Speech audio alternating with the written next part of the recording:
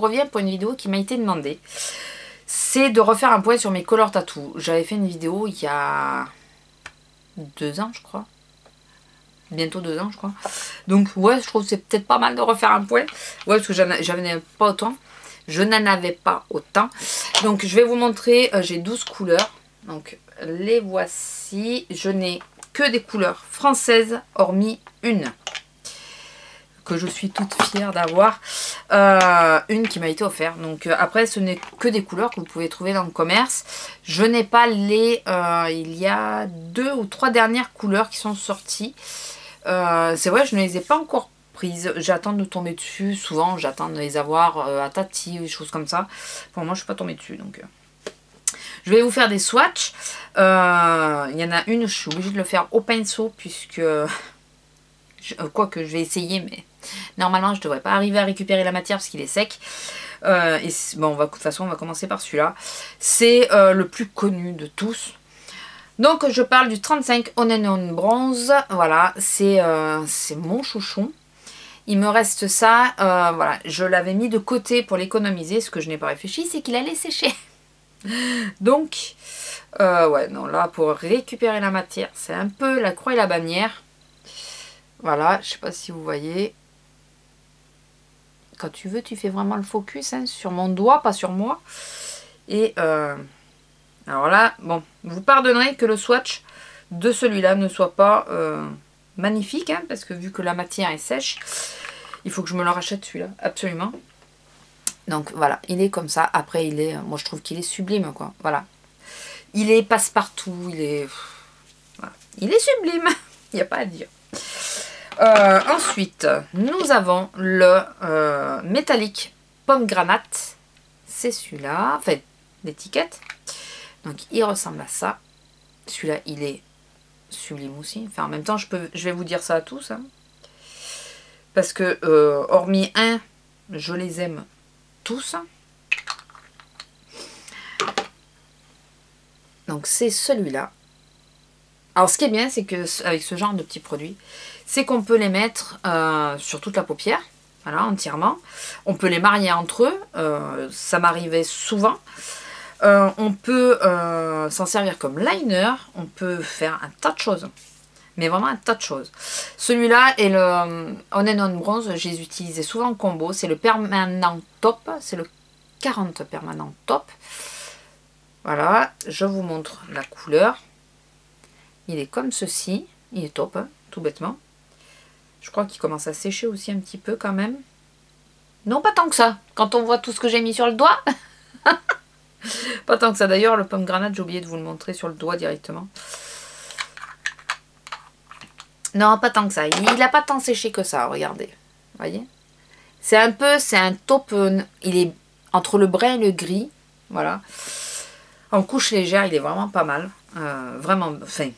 Non, mais de toute façon, je risque de vous dire ça de tous, puisque, voilà, je les aime tous. Je me répète. On a le Immortal Charcoal. C'est le 55. Voilà. Et celui-là, je l'adore. Oh, il s'est fendu, d'ailleurs. Vous voyez? Celui-là, je l'adore avec le satin top dessus. Ah, il a séché un peu, lui. Je vous dis ça à chaque fois, mais... Ouais, non, lui, il a séché un peu. Vous voyez comment ça fait sur mon doigt. Alors, ouais, avec le satin top dessus, je trouve qu'il est vraiment pas mal. Ou, c'est lequel que je mettais? Je mettais un fard très foncé dessus. Vous voyez, il est là. C'est un gris. Hein. C'est un gris. Un gris, mais il est magnifique hein, quand il n'est pas sec. Bon, en même temps, il faut dire, à l'heure des charges, ça fait 3 ans que je les ai quand même. Hein. On arrive sur les 3 ans. Donc bon, il y en a, ça se comprend un peu. Ceux que j'ai beaucoup ouverts, quoi, du coup ils ont séché. Enfin, ils ont commencé à sécher. Ensuite, nous avons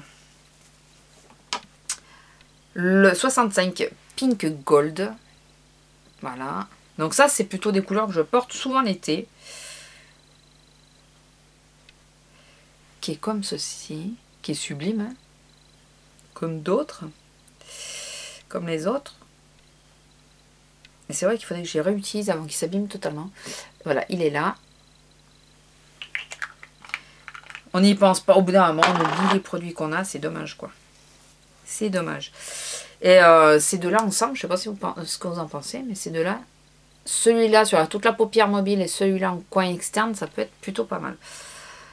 Après, c'est pas toujours évident. Alors, ce qu'il faut faire quand on veut les marier, c'est mettre toujours la couleur la plus foncée et la plus claire après pour pouvoir mieux travailler dessus. Parce que, enfin, moi, j'y arrive dans ce sens-là. Dans l'autre sens, j'ai un peu plus de mal. Ensuite, le 50 Eternal Silver, qui est un argent, tout bêtement, que j'ai pas beaucoup utilisé, celui-là, la preuve. Hein. J'ai pas beaucoup utilisé, donc c'est un argent. Voilà, il est ici. Et pourtant, ouais, ça peut être un chouette truc aussi pour... Mais bon. Comme je vous dis, au bout d'un moment, on oublie les produits que l'on a. Alors, attendez, il faut que je change ma lingette. Parce qu'il y en a tellement dedans que du coup, je m'en refous dessus. Allez, on va reprendre une petite lingette. Ensuite, nous avons, on était dans l'argent, on va partir dans l'or avec le 0,5 Eternal Gold. Eternal Gold. Voilà, qui ressemble comme ça. Alors, vous avez remarqué, il y a des moments où je vous montre et il y a des moments où je vous montre pas. Sur le doigt, ça fait ça. Bon, c'est jamais très joli sur le doigt, hein, entre nous. Et qui a commencé un peu à sécher aussi. Malheureusement. Je vous dis, ça fait trop longtemps que je les ai. Et il faut que je les utilise. Voilà, il est là. Très jaune, hein, par contre très or, mais jaune quoi. Il faut que je les utilise pour les passer parce que ce serait dommage qu'ils s'abîment. Ne serait-ce qu'en liner. Un que j'ai pas mal utilisé aussi pour mettre en base, c'est le 45 Infini White. Donc c'est le blanc, hein, tout bêtement. Très irisé, il pop bien les fards. Il est comme ceci.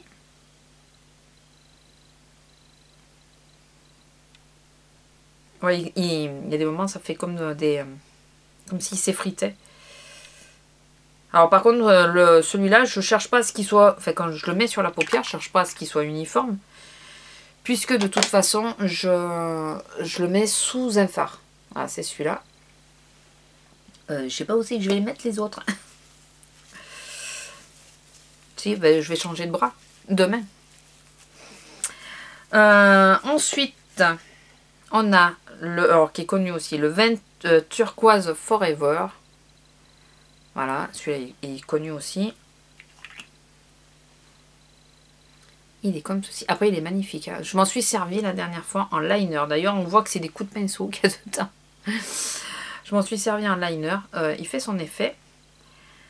Donc, sur le doigt, ça fait ça. Bon, ça a un peu bavé, hein, vous m'excuserez.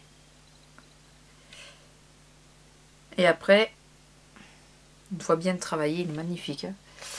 Ça fait ceci. C'est un bleu magnifique. Un bleu turquoise magnifique.